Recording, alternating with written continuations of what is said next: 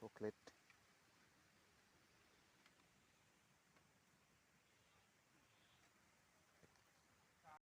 दे chocolate बिफां गायनो हा जावग्लिदों दे आसोला देन्जारखा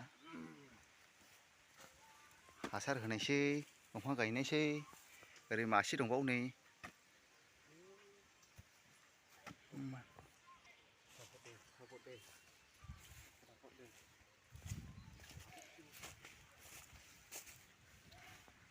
मोदो सासेयालाय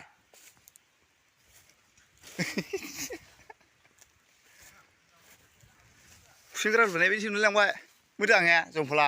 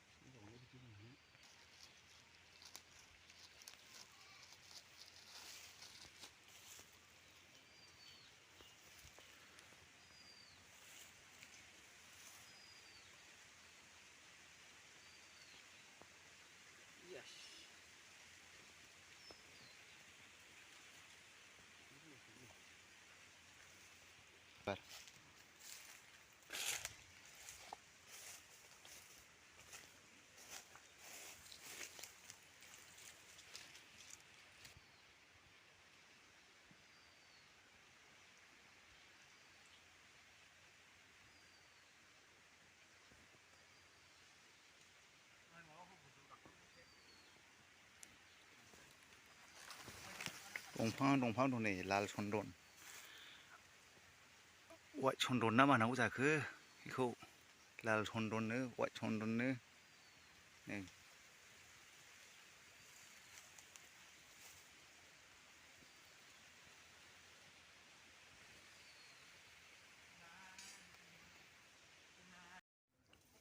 जागासिनो हासारखौरा हासारखौ होनांगौ दे हासारबो दे बिदि गायनांगौ होनना खोथाथारा नै जोङो बे बिथाङा देन्जारखा दंफां गायनायाव माबा खोथाथारा चक्लेट बिफां गायदों नै चक्लेट बिफां गायदों नै ओरैबायदि देन्जार नांगौला लांफै ओइ बिसोर नांगौ खोथाहर नांगौला लांफै बारा गोबां लाया थाइसेयाव 50 थाखाबा लायो थाइसेयाव बिफां फांसेयाव बिफां फांसेयाव 20 थाखाबा लायो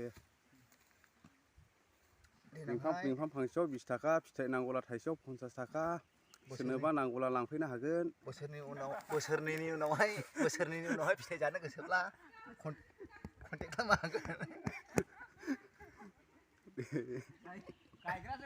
चक्लेट है बाबाय जाबायलै ना दे फटाफट दे हाखर जावद' फैदो सासेया स्राव आं दायसो दङ ने गय गाखोना जानायनि